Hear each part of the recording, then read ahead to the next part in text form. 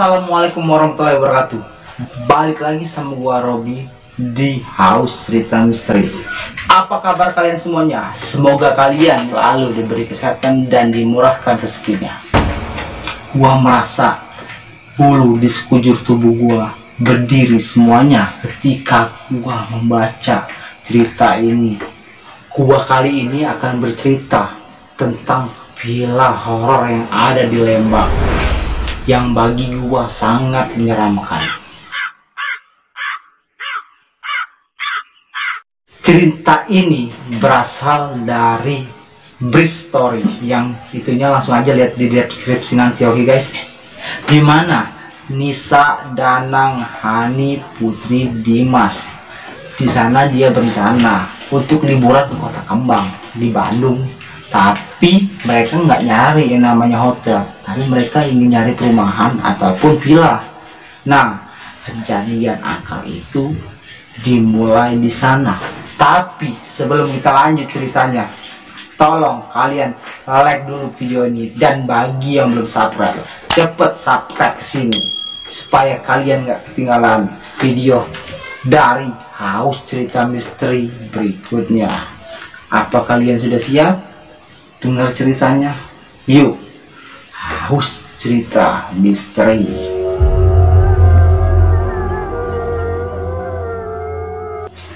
Berlibur bareng sobat bisa jadi momen indah yang gak bakal kita lupakan. Tapi sebaliknya, bila waktu dan tempat saat itu salah, bisa jadi momen yang sangat mengerikan. Gua di sini berperan sebagai Nisa. Pengalaman seram ini kami alami tahun 2011 bersama 4 teman kampusku. Waktu itu kami masih berkuliah di semester akhir. Sama seperti anak muda kebanyakan lainnya, aku, Hani, Putri, Danang, dan Dimas, kami pun berencana untuk liburan dan menginap di sana di Kota Kembang. Kami pun cari rumah atau villa, bukannya hotel per kamar, supaya kami lebih leluasa dan tidak mengganggu orang lain di sana. Singkat cerita, dapat rekomendasi dari teman ayahnya Danang, kami pun memutuskan untuk menyewa satu villa besar. Villa itu pun bertingkat di daerah Lembang. Menurut Danang, kata teman ayahnya, bahwa villa itu halamannya cukup luas. Jadi kami pun gak berdempetan dengan rumah atau villa yang lain. Dan juga tempatnya masih sangat asri karena masih banyak pepohonan di sekitarnya. Danang pun disitu mencoba meyakinkan kami. Danang berkata, "Ya, kata bokap gue, villa ini besar, bagus, dan baru direnovasi, dan pastinya halamannya luas juga. Yang nggak kalah pentingnya, harganya nggak mahal, bro." Hani pun disitu bertanya, "Apa nggak kebesaran, Nang? Mana kamarnya cuma ada 4, kita kan berlima, Nang." "Ah, lu lihat aja nih langsung." Danang pun menunjukkan foto-foto di ponselnya. Setelah aku melihat foto-foto dari ponsel Danang tadi, aku pun setuju dengan Danang. Villanya memang bagus, besar, mana juga bertingkat. Lingkungan di sekitarnya pun masih asri, tempatnya cocok untuk menyepi. Ya sudahlah, kami pun sepakat di sana untuk berlibur selama 4 hari 3 malam. Kami yang menggunakan mobil Dimas berangkat hari Kamis jam 10 pagi. Pas bener bertepatan dengan liburan sekolah. Tambah juga sekarang lagi liburan panjang. Aku yakin kalau di kota Bandung itu pasti ramai dan padat sekarang sama wisatawan. Kami pun melewati tol Cipularang yang saat itu belum terlalu padat. Pun di sana selama perjalanan bercanda, tertawa, pokoknya bersenda gurau, semuanya satu dengan yang lain. Mas pun situ yang mengendarai mobil tersebut dengan kecepatan normal karena menikmati perjalanan tadi.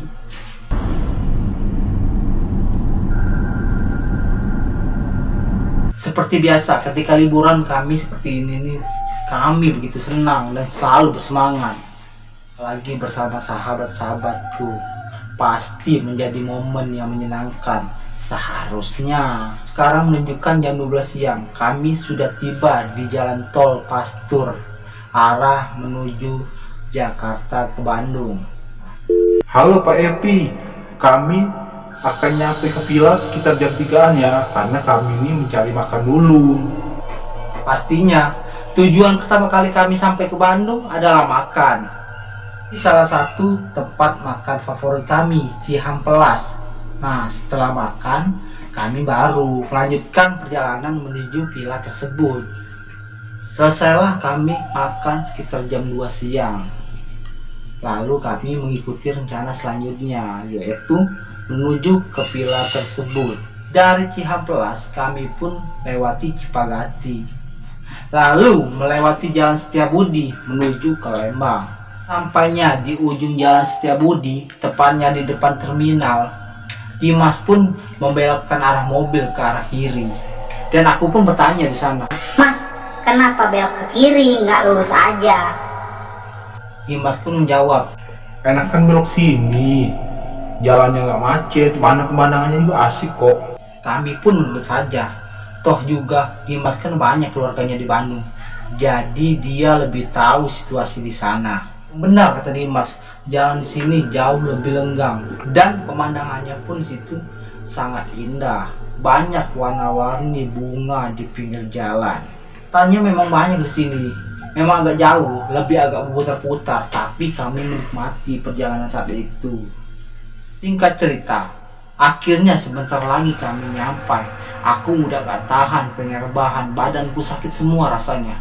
Kami pun di situ membuka jendela mobil lebar-lebar supaya bisa menghirup angin yang sangat sejuk dari luar.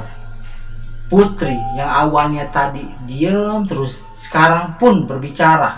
Asik bener suasana di sini. 20 menitan kami berjalan tadi, tibalah kami di depan gerbang tempat masuk villa tersebut.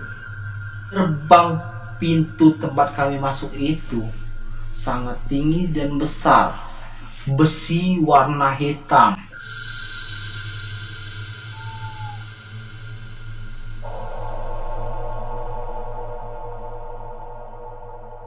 Dari gerbang masuk itu pun hanya kelihatan pohon yang tinggi besar, belum kelihatan sama sekali villa tersebut.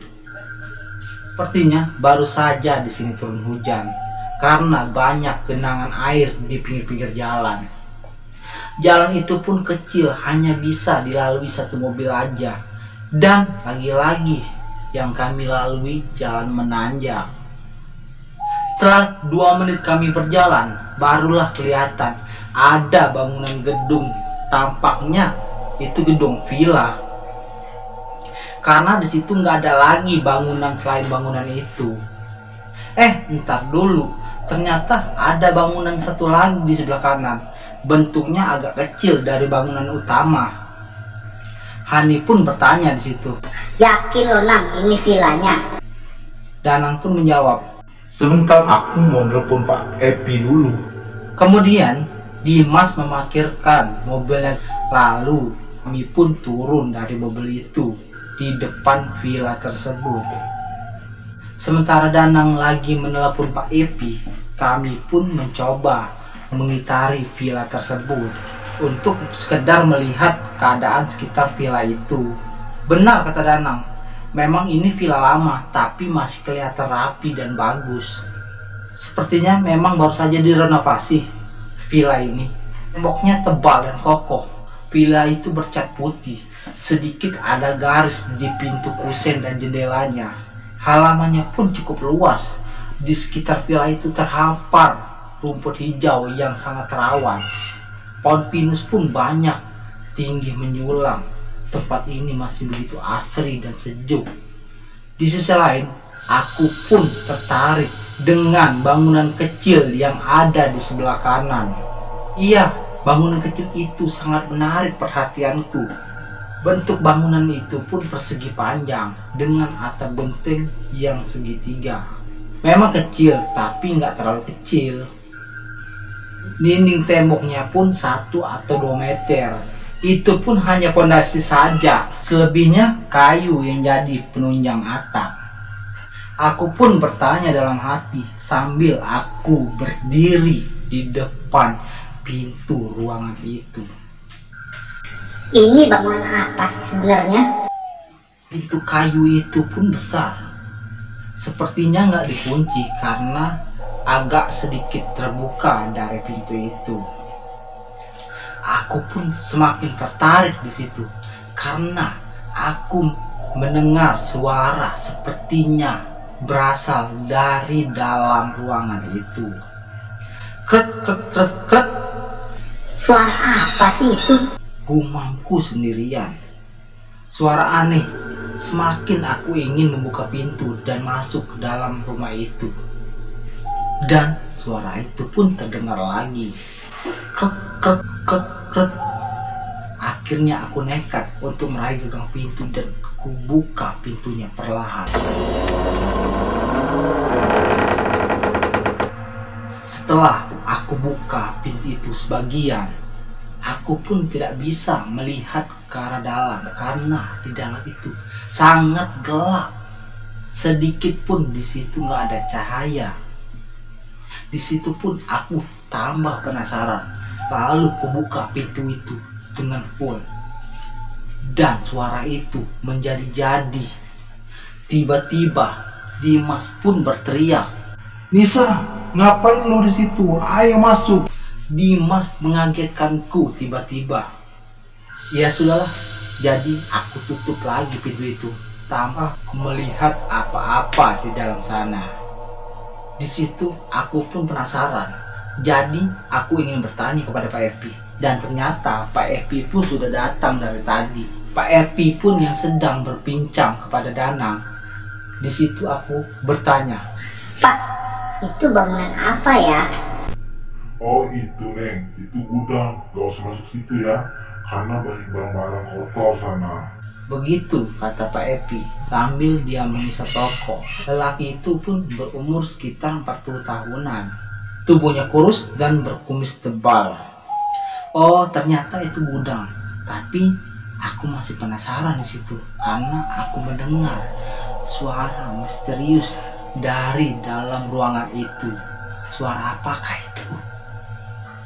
Singkat cerita, perlengkapan di villa itu pun sudah siap semua seperti kompor, gas, kopi, gula, dan kayu bakar untuk menghangatkan badan. Kamarnya pun sudah bersih, Tinggal isi saja Neng. kata Pak Epi dengan logat Sundanya yang masih kental. Saya tinggal di bawah situ Neng, cuman 5 menit dari sini. Jadi kalau ada apa-apa, tinggal telepon saya aja. HP saya standby 24 jam Neng. Sekali lagi beliau agak cengengesan di akhir kalimatnya. Memang orangnya agak menyenangkan. Gak lama kemudian, Pak Epi pun pergi dengan motornya meninggalkan kami di villa itu. Udara yang dingin dan sejuk ketika kami masuk ke dalam villa itu. Kami jalan ke ruang tengah. Di ruang tengah pun ternyata cukup besar. Ada 2 kamar di situ. Di belakang tepatnya ada dapur dan 2 kamar mandi yang saling bersebelahan. Dan depan kamar mandi dan dapur itu pun ada tangga. Langsung ku naik tangga itu menuju ke atas. Di ruang atas pun ada 3 kamar, tapi nggak ada kamar mandi. Di atas pun agak kosong, TV nggak ada, semuanya peralatan kosong semuanya. Terasnya cukup besar, jadi tempat bersantai di lantai atas bagian depan.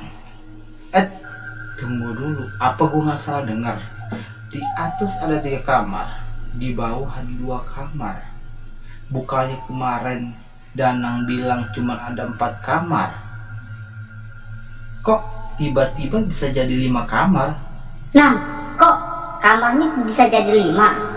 Kan kemarin ada 4 katanya. Tanyaku dari lantai bawah.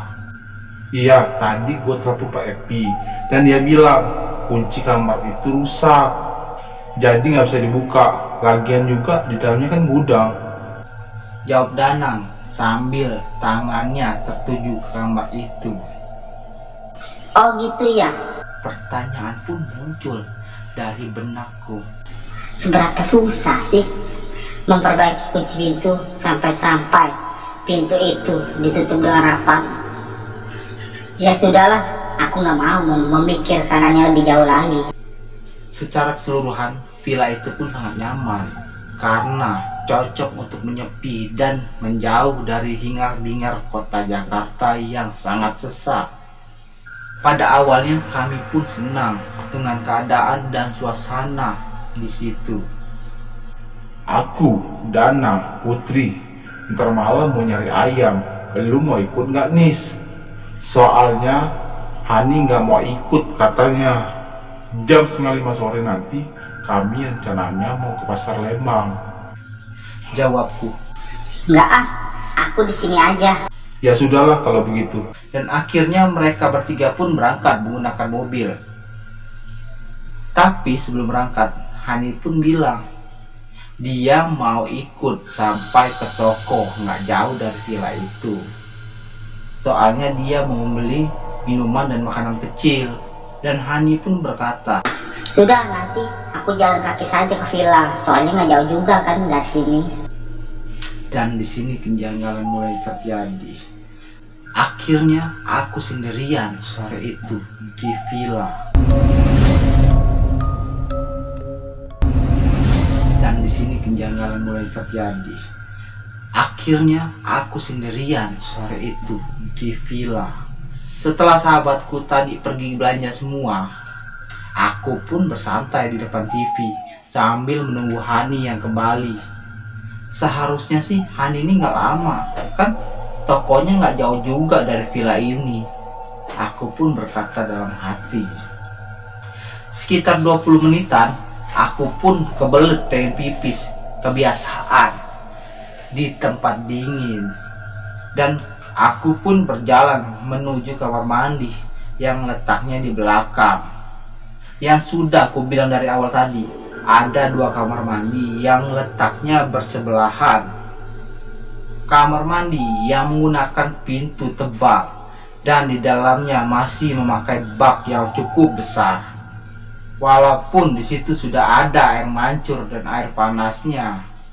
Aku pun masuk kamar mandi yang sebelah kanan karena aku udah gak tahan buang air kecil di sana. Ternyata setelah aku perhatikan lagi, di kamar mandi itu ada lubang kecil di dindingnya. Sepertinya lubang ini terhubung di kamar mandi sebelah. Jadi kalau ada aktivitas di sebelah bisa ketahuan ataupun kedengaran dari sini. Tiba-tiba ada yang membuka pintu kamar mandi sebelah dan menutupnya. Tapi aku yakin itu sepertinya Hani, karena seharusnya dia sudah kembali lagi ke villa sejak tadi. Aku pun bertanya, Han, lu langsung ke kamar mandi? Ayo, kebelet juga ya Han? Iya. Hani pun menjawab dengan logat Sundanya. Logat Sunda? Hani kan orang Jawa, mana bisa dia berlogat Sunda? Hahaha, baru beberapa jam lo di Bandung Han, udah pakai logat Sunda aja.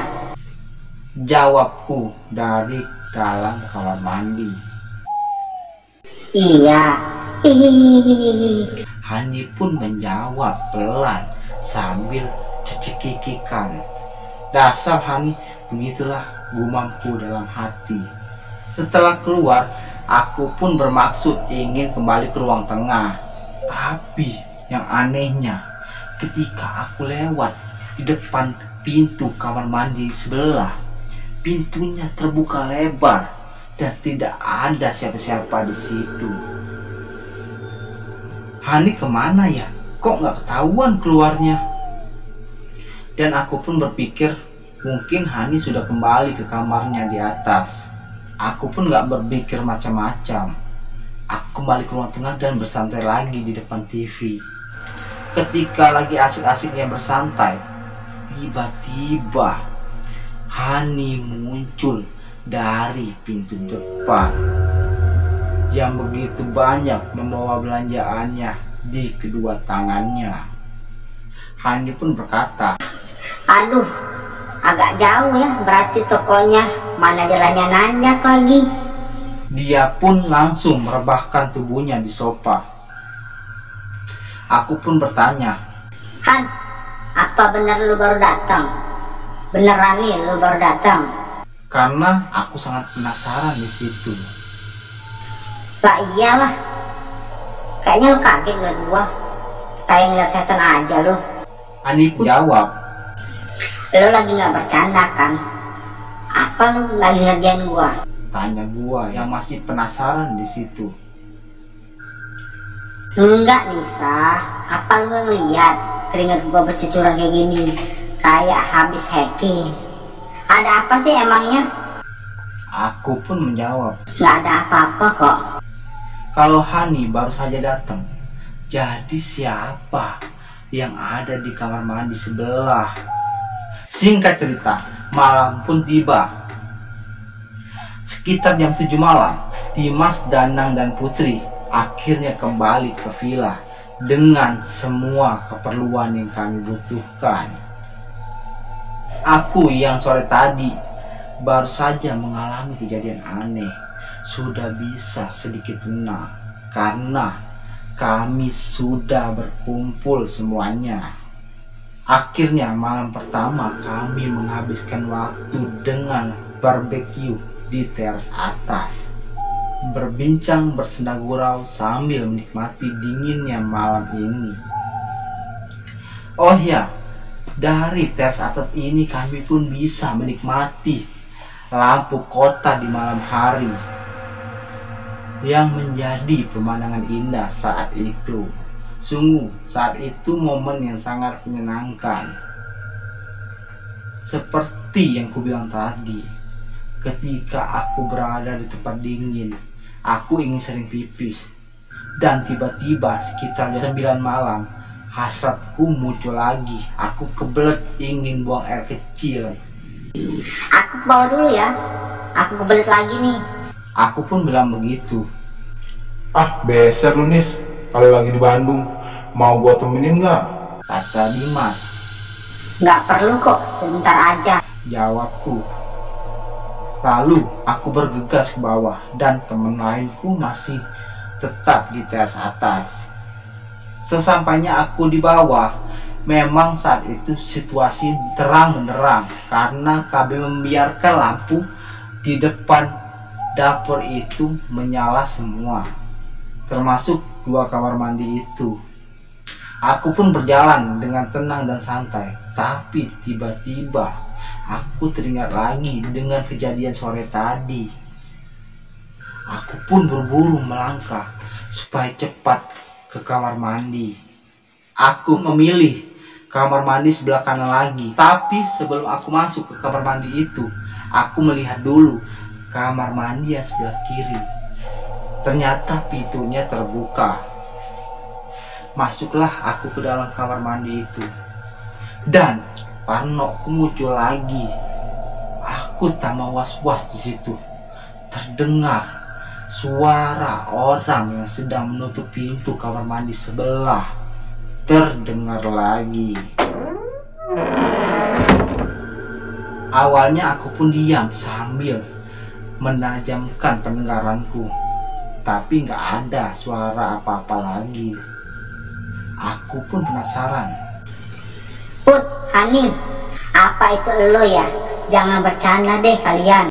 Ucapku, tapi nggak ada jawaban di situ. Beberapa detik kemudian terdengar suara. Nisa, Ada yang memanggil namaku dari dalam kamar mandi sebelah. Suaranya terdengar jelas, seperti suara orang tertawa tertahan. Di situ pun sontak aku keluar langsung dari kamar mandi dan aku berlari sekencang mungkin ke lantai atas. Tanpa sedikit pun aku melihat ke arah belakang. kenapa muka lu nih? Tanya Putri, sampainya aku di atas. Ada yang aneh di villa ini. Aku pun menjawab dengan pelan. Aneh gimana? Tanya Danang yang ikut penasaran. Lalu aku menceritakan semua kejadian yang telah kualami sore tadi kepada mereka. Mungkin gak sih itu cuma perasaan lo doang nih? Hani pun di situ mencari cara untuk berpikir positif. Enggak Han, aku tadi mendengar dengan jelas suara itu. Aku pun mencoba meyakinkan mereka. Jadi tolong malam ini kita tidur bareng-bareng aja ya. Gua takut. Jawab Lisa sambil ketakutan saat itu. Singkat cerita, akhirnya acara selesai jam 11 malam. Kami pun semua masuk ke dalam. Karena udara di situ juga udah semakin dingin, menusuk tulang. Dan akhirnya kami pun tidur bersama dalam satu kamar. Tapi Dimas dan Danang masih menonton TV di bawah. Mungkin karena sudah kelelahan, aku pun nggak kesulitan untuk tidur. Ketika sudah bertemu selimut dan bantal, aku pun tertidur lelap saat itu. Tapi itu pun hanya sebentar, karena sekitar jam 1 malam, aku pun terbangun lagi dan ingin buang air kecil. Jadi, posisi kami tidur bertiga, kami berjajar di atas tempat tidur yang sangat besar. Aku pinggir, Hani di tengah. Nah, sedangkan Putri di bagian ranjang dekat dinding. Tidurnya pun mereka menghadap dinding, jadi aku cuma bisa melihat punggungnya aja. Sebelum berjalan ke bawah, aku pun duduk sebentar di pinggir tempat tidur tersebut sambil menggosok-gosokkan mata untuk mengumpulkan kesadaran. Nisa mau kemana? Sepertinya suara Putri yang tiba-tiba bertanya. Pipis Put. Jawabku pendek sambil melirik ke arah Putri yang masih saja menghadap ke dinding. Lalu aku melihat Putri hanya menggelengkan kepala tanpa bersuara. Sementara di situ Hani masih saja terlelap. Aku lalu berjalan keluar kamar dan menuruni tangga menuju kamar mandi. Dan di bawah aku melihat Dimas, Danang, dan Putri. Mereka masih asik ngobrol di depan TV. Iya, ada Putri juga ternyata. Aku pun berhenti di tangga ketika aku sadar akan hal itu. Kenapa lu nih? Tanya Dimas. Danang pun bertanya. Pipis lagi lo? Aku langsung ke kamar mandi karena aku sudah gak tahan kebelet ingin pipis. Setelah selesai dari kamar mandi, lalu aku menceritakan kejadian yang baru saja aku alami. Kemudian kami pun langsung naik ke kamar atas untuk melihat keadaan. Ternyata memang benar, di dalam kamar cuman ada Hani sendirian yang masih terlelap dan gak ada siapa-siapa lagi di sana. Keesokan harinya kami pun bangun agak siang karena semalam kurang tidur habis membahas peristiwa yang telah kualami malam tadi. Jam 10 kami baru berkumpul semua di ruang tengah. Nasi goreng buatan Hani pun menjadi sarapan pagi itu. Rencananya gua sama Danang mau Jumatan nanti di masjid dekat villa ini. Nanti setelah Jumatan kita baru muter-muter Lembang, kata Dimas sambil cengengesan. Singkat cerita, waktu sudah menunjukkan jam 12. Danang dan Dimas pun menuju ke masjid untuk melakukan sholat Jumat. Aku bersama Hani dan Putri bersiap-siap untuk jalan-jalan keluar. Sambil menunggu Danang dan Dimas, aku pun mencoba untuk mencari udara segar dengan berkeliling di sekitar villa. Sementara Hani dan Putri lagi mandi dan bersiap-siap. Tapi tetap saja udara di situ masih dingin dan sejuk. Aku pun masih terus berjalan untuk melihat-lihat sekitar. Sampai akhirnya lagi-lagi aku mendengar suara yang sama persis seperti yang kudengar kemarin. Sumbernya pun sama, dari dalam bangunan kecil yang ada di samping villa sebelah kanan. Menurut Epi, itu adalah gudang yang kotor. Saat itu aku pun berdiri gak jauh dari situ. Aku pun penasaran di situ. Aku langsung menuju ke ruangan itu. Semakin dekat jarak langkahku dengan gedung itu, semakin terdengar jelas suara itu. Aku pun ragu ketika aku telah sampai di depan pintu ruangan itu. Antara takut dan penasaran di situ. Tapi rasa penasaranku pun mengalahkan semuanya. Lalu aku memberanikan diri untuk membuka pintu itu. Belum sempat aku membuka pintu itu, terdengar ada suara yang memanggilku dari arah villa. Nisa, mau ngapain lo? Ayo jalan. Dimas ternyata yang memanggilku. Dia sudah selesai Jumatan di sana. Gagal lagi aku mencari tahu di situ suara apakah itu sebenarnya. Setelah itu pun kami keluar untuk jalan-jalan keliling Lembang. Waktu telah menunjukkan jam 10 malam. Kami pun sudah selesai jalan-jalan dan telah sampai lagi di villa tersebut.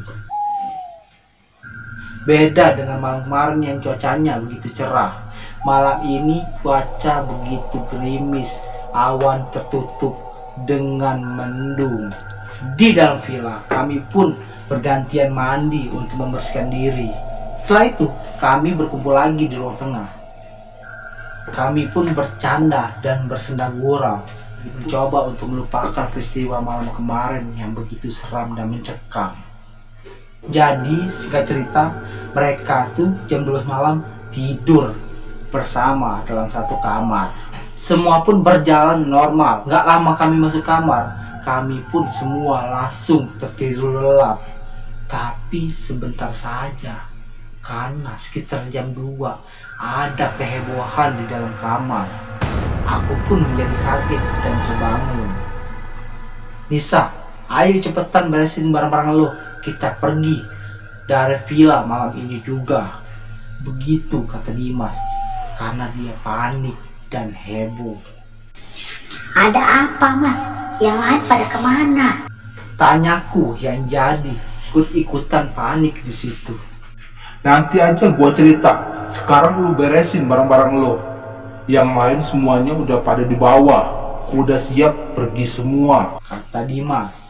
Ya sudah, aku nurut. Langsung ku bereskan semua barang-barangku. Setelah itu aku turun ke bawah. Iya, ternyata benar, sudah ada Hani, Putri, dan Danang di bawah. Wajah Hani yang sangat pucat dan mimiknya yang sangat ketakutan di sana. Begitu juga dengan Putri. Ada apa sih? Tanyaku yang semakin panik di sana. Nanti saja nih, di jalan saja aku menceritakannya. Kita berangkat sekarang. Sebenarnya ada misteri apa di villa tersebut? Dan di gedung itu, suara apakah itu? Kenapa Dimas mengajak Nisa untuk cepat-cepat pergi dari villa tersebut? Mau tahu kelanjutan ceritanya? Tonton terus part 2 video ini.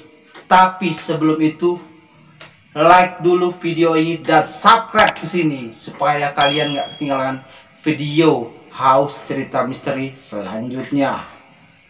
Dan gua sendiri, Robi, undur pamit. You choose.